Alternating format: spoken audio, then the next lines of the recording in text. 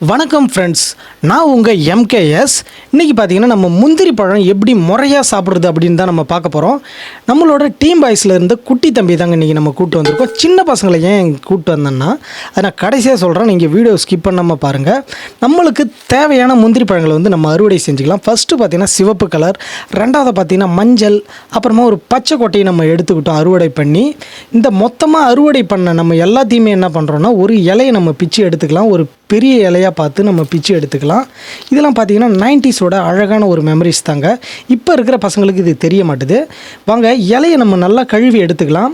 கழுவி எடுத்துகிட்டு நம்ம பழங்களை வந்து வெட்ட ஆரம்பிச்சிடலாம். சிவப்பு முந்திரியை எடுத்துக்கலாம். ஃபஸ்ட்டு கொட்டையை திருவி போட்டுட்டு தேவையான அளவுக்கு நம்ம சின்ன சின்ன சைஸாக உங்களுக்கு எந்த அளவுக்கு சைஸ் தேவையோ அந்த மாதிரி நீங்களும் முந்திரி பழம் இருந்துச்சுன்னா வெட்டி எடுத்துக்கோங்க. பார்த்திங்கன்னா அடிப்பகுதி நம்ம எட்டத்தி கிடச்சுன்னா அது தொண்டை ரொம்பவே காரம். அடுத்தது பார்த்திங்கன்னா மஞ்சள் கலர் முந்திரி பழத்தையும் அதே போல் வெட்டிக்கலாம். இந்த பழத்திலே பார்த்திங்கன்னா மஞ்சள் கலர் முந்திரி பழம் ரொம்பவே சுவை அதிகமாக இருக்கும். சிவப்பு கலர்லேயும் ஒரு சில பழம் சுவை அதிகமாக இருக்கும், ஆனால் மஞ்சள் கலர் தான் ரொம்ப டேஸ்ட்டாக இருக்கும். பச்சை முந்திரி கொட்டையை பார்த்திங்கன்னா நம்ம கத்தியாலே வெட்டி எடுத்துக்கிட்டோம். இது போல் வெட்டக்கூடாது. நம்ம கையில் உள்ள தோல்லாம் பார்த்திங்கன்னா ப்ரௌன் கலர் ஆகிடும். அப்புறமா பார்த்திங்கன்னா நம்ம குட்டி தம்பி சாப்பிட்றதுக்கு ரெடி ஆகிட்டாருங்க. அறுவடை செஞ்சதை முந்திரி பழம் பார்த்திங்கன்னா அதில் உப்பை நல்லா தூவுறாரு மேலே.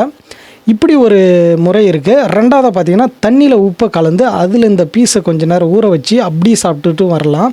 இவர் பார்த்திங்கன்னா ஊற வச்சு எல்லாத்தையுமே சாப்பிட்டுட்டு வர, ஆனால் டேஸ்ட்டாக இருக்குண்ணா, இந்த மாதிரி நானும் இதே ஊரில் இருக்கேன், இந்த மாதிரிலாம் எனக்கு தெரியாது அப்படின்னாரு.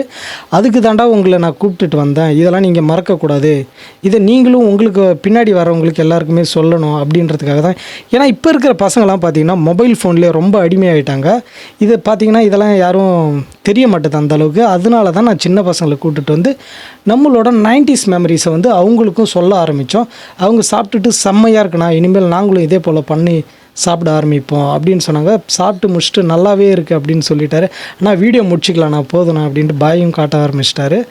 நீங்கள் நம்ம சேனலில் புதுசாக பார்க்குறீங்கன்னா மறக்காமல் ஒரு சப்ஸ்கிரைப் பண்ணிவிட்டு அப்படியே பக்கத்தில் இருக்கிற பெல் ஐக்கனையும் அழுத்திடுங்க. தேங்க்யூ.